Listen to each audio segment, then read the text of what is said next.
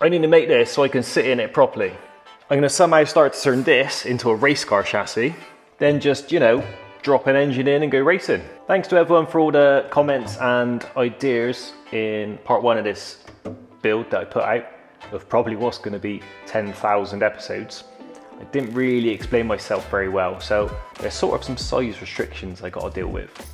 Now this is quite a small tank and I want to try and squeeze a lot in it, with a chassis, an engine, obviously a seat, running gear, drivetrain, all that sort of rubbish, and actually be able to drive the thing, which isn't going to be the easiest. And a lot of people said, well, why don't you just stretch it, make it longer, which would be really easy, just extend it a little bit. But one, I feel like that's cheating, because where's the struggle, you know?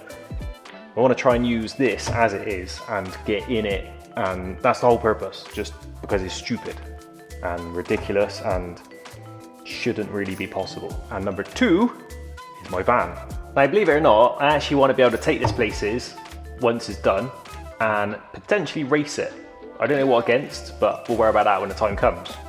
So I don't want to buy a trailer, so it has to fit in the back of my van, which is sort of where the idea came from, to build a small one. Now, obviously that does give us a lot of limitations, but my van is pretty big. So this is my long wheelbase crafter. Now you can get 4.5 meters in here, roughly, but I bought this to replace my Transit, which got stolen. Now, long story short, my Transit was a mobile workshop slash sleeper slash race van. So we used to take it racing the bikes, and you could still sleep in it, and it had a workshop in the back as well. And the plan is to do the same with this, which would be, you know, further down the road because there's just not enough time in the day. So I'm restricted on the length I can get in the back once it's done. So the tank is actually 2.6 long, which comes to about here. And I want to turn the van into 2 sections, which means it's going to be about here, which is about 2 meters plus the distance to the doors internally, etc, etc. So, but there's going to be a gap in the middle, so it'll be a walk-through, so it'll be built up both sides, walk through. Anyway, I'm not going to bore you with all that rubbish. I've got to get it in, is what I'm saying. Now, even if that means taking the wheels off, I can deal with that, but I do want to be able to fit it in here. And another thing is, obviously, it's got a bit between the wheel arches, so this will determine our width, wheelbase, what's the word I'm looking for, you know what I mean, which is about 1.3. So I'm not sure if any of that waffling on made any sense, but I think you get it maybe. I want to make this unpractical item as practical as possible. And yes, the van does have a tow hook, but I didn't want the hassle of getting a trailer, having to keep a trailer, move a trailer, store a trailer, hire a trailer. It's just not worth the effort. Or maybe I just need a bigger van. That's enough talking rubbish and trying to justify my stupid ideas. Let's do some cutting. So first I need to remove these sharp bits that I left in because they're pokey. Finish getting most of these ribs out because they're sharp in the way. This needs to sculpt out a little bit lower for now. Eventually it will go almost all the way down so the seat can be the full width but straight down, so the seat will sort of sit out a little bit like that, if you know what I mean. And then just take a little bit more out here, you know, so I can get my knees in a bit easier because, you know, I'm a bit lanky. So I want to cut out as much of is least of this as possible because it looks cool, and that is the only reason. I want to try save it because. So I'm just going to cut this much out for now, which also gets rid of the little pointy bits, and I don't take too much out because you can't put it back.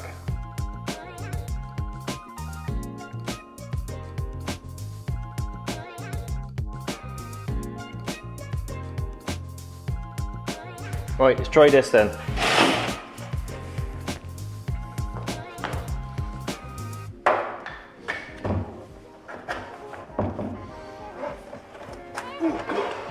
Oh no. Elegant. Alright, let's stay there.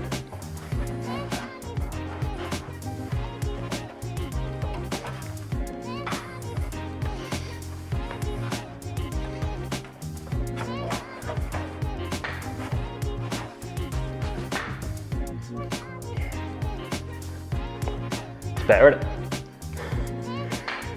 It's better. We're still sat far too high, so now I need to get rid of these ribs so I can get a bit lower. But I can't take too much out till I get some sort of chassis in there because it just break, wouldn't it? So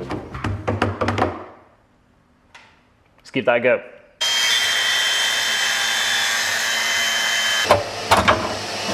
Woo! Right, so I put some more sponge in here now. Let's just get in and see what happens.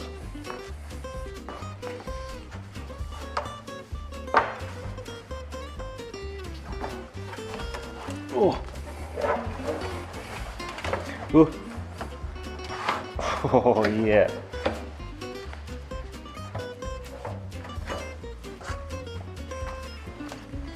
Yeah, now we're talking, aren't we? If only I could stay balanced, I would make a terrible canoe person. Now there's still a rib about there, which I need to somehow get out. We'll worry about that later. But it's pretty comfy actually. What do you reckon? Need to get my feet for a little bit more further forward. Like just about, it's a little bit close. I didn't think I could quite use a pedal there. Find a little bit of snugly. I could build like a bubble, couldn't I? Like a nice alley bubble. And then I want like a high hoop over the back, so like some F1 stuff. But how cool would that be? This is going to be crazy. It's going to have to be quite low to the ground, I think. Don't know what sort of clearance. It wants a few inches. I don't know. Right, just get this M1 out as well, and then I can stretch my legs. See that one down in there? It's a shame because it looks pretty cool, but I just can't get my legs in. My Jaffa Cake supplier started rationing in me because apparently I eat too many. Thank you to everyone who's been buying our t-shirts as well. I always forget to say thank you, but I appreciate it. I do have them in green as well. I just keep forgetting to update the website, but I will do that tomorrow, I promise. Well, I think I'm gonna have to use Mr. Wazzy to get in there. I wanna try to keep it neat. That's gonna be fun, isn't it?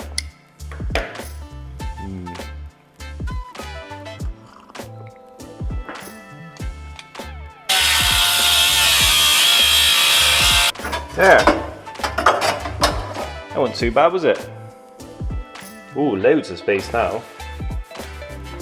Didn't it remind you of the old Ford pepper pot alloys?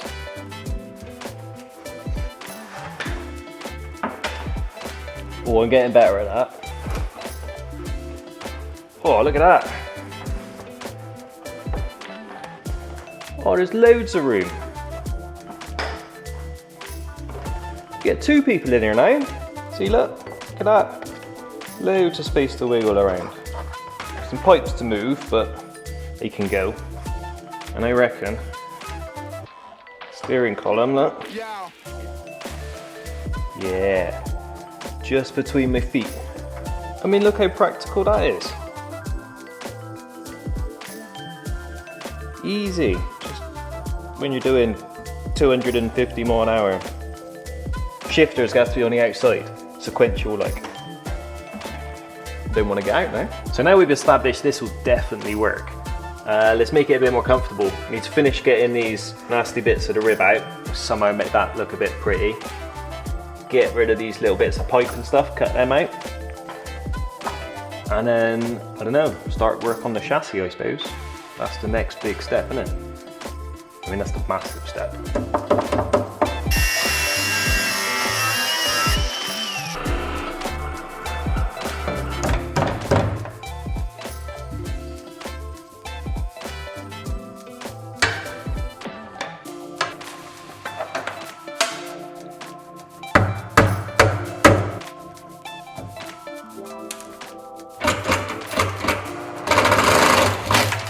Right, that's a bit better, isn't it? It's a lot more smoother in there now. I've also smoothed these bits out just so it's a bit, yeah, you know. So we're getting there. Out. So I've just finished trimming our chassis. So it's a nice round number. Well, 1.7 meters now. So the next stage is to try and put this in it and see if it fits. And then, I don't know, go from there.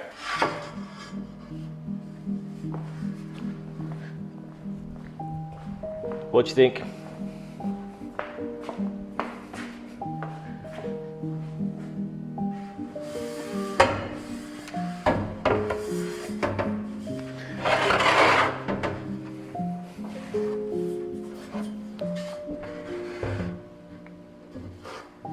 Oh, not quite. Like this much too long.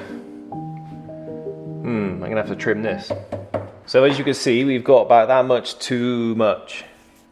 So, I mean, the engine is probably gonna have to poke out air anyway. So I could just take a little bit more out just so we can drop this in. And then, I don't know, this will probably be an access panel anyway, same with the front, but I don't wanna cut too much out yet, but I still wanna get this in. So let's chop that. Right, try again. Huh?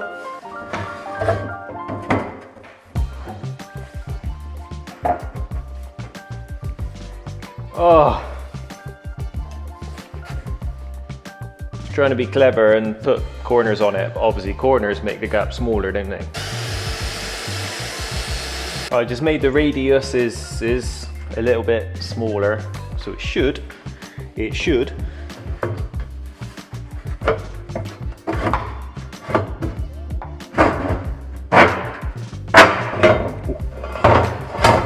Go in. Yeah. There. It's ready to go.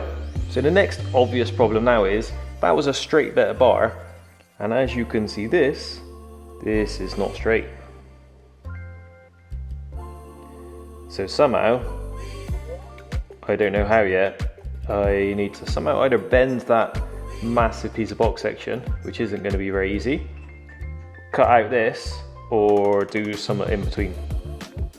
First I need to work out where to put this, how far in, you know, down, where do we want our chassis to end before the rear subframe starts, because it's going to have the rear subframe on it, and then how to, where this kinks up so we can cut this and maybe scoop it up somehow. So if you watched the first episode, you'll know that I already put my data markings on this tank. If you haven't watched the first episode and you're wondering what is going on, this is a spare, you call it a tip tank, off of a Jet Provost. So it sits on the end of the wing, holds extra fuel, that sort of thing, and we're turning it into a crazy race car. Anyway, so I've already marked where I want the chassis to end. So I want the chassis to end at this line. So what I'm going to do now, I think, is set it up on this table, on this jig table. So set this level with the end of the table, and then I can measure off the table to where I want this to thing. So I can mark the inside, because the problem is no marking on the inside. So I need to get my lines from outside inside. So we use a laser to move that in there, and then I can see how far to come down, and then we can work out what angle to bend the end at. That makes sense. I mean, we're not going to bend it. We're going to have to cut it and weld it, but you know what I mean, I think. I'm going to put 2 dowels in the table to hold it straight on the table, so then we know it's straight, sort of. So we know if it's touching those two, in theory, it's level that way. We need to measure our datums to make sure it's the same height, so then these lines, so this is our center line that I put on. So if it's the same both sides off the table, we know it's square, even though it's round. Right, that's exactly 205 now. 205. 205? 205 millimeters.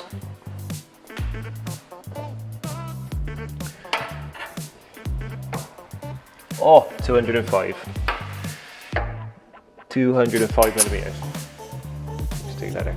So it's straight, level, round, you know what I mean? So let's just fix that down. Right then, so I've got it all set and level. It's now set on our table, so as long as I don't move it, it's staying in the same place. So got our laser set to the end of where I want our chassis to finish, which is now level with the end of this table. So in theory, we can take measurements off this end and it will transfer inside. Perfect. So using my new fancy tripod, I'm gonna mark our center line first. So I know, because of the calculations I made up, that I want this chassis to end at 645mm from the center point. It doesn't have to mean anything, that's just something I made up. So we're just gonna mark that inside, and then we can stick our big metal bar in there again and mark it out, put some datums on the bar and relevant to the tank. Yes. Try not to fall off the table. 6, 4, 5. So we've now got our chassis rail inside and got some lines in there so we know where it ends. So next is to work out the curve of the tank. See it in there? But obviously it's a massive gap in the middle because it's sat right up on the tip. But we can work that out by, I'll try and get you level. You can see where the curve is of the tank in relation to the table. So what we can do is sort of roughly work out where to start our bend and then where our tube chassis, whatever you want to call it, finishes, about here. And we know the distance there to the table is, that gives us our triangulation to give our angle. So we can cut it here and go, make it a bit of an angle, and then, yeah, done. And the same that end, but it's obviously a lot shorter because it only ends there. So first, you need to work this end out, work that gap out, do some triangulation, trigonometry stuff, and cut and weld. Right, that took me far too long to set up, but now I know that the laser is level with the top of the table, and that's 1.7 from the end, which is how we know, which is how long our chassis rail is. I'm saying chassis a lot, aren't I? So I can work out, going off the laser that we want as exactly 90 millimeters, which is handy, so let's round number. 1050 mil. So at 1050 mil on our box, we can cut, that's where we want our angle to start. And then somehow we've got to work out then from that angle to the tip to get the bottom of the thing to sit in 90 mil. So if my maths are correct, this is 172 degrees. So we've got to remove 8 degrees from here. We've got to take an 8-degree V out, and then we can bend it. So if I cut 8 degrees out at an angle, leave the bottom in, we can bend it up and then seam weld it back round. And then that should be perfect, if my maths is right. But there's only one way to find out.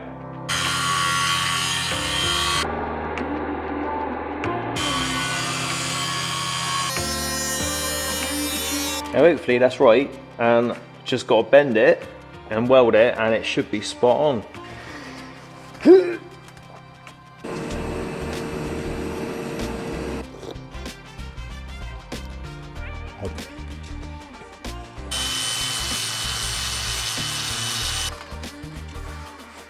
Right,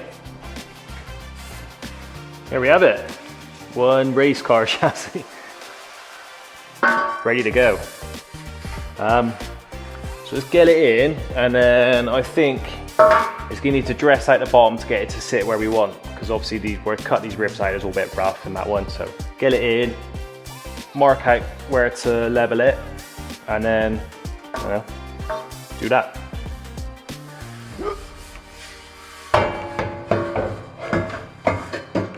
At least it's light. So obviously this is only fiberglass, so it's not the most precise shape. But I mean, it's just going to be a cover. All the strength's going to be in the actual chassis. We're going to build off of this, and this will just sit over the top to make it look pretty, basically. But as you can see, now got it, it's rocking on air. So I want to sculpt this one out. I knew that was going to have to come anyway. Cut this one and maybe level that one a bit, and to get it to sit nice and flat on the bottom. And then we can work out, yeah, get it exactly where we want it and start building off it.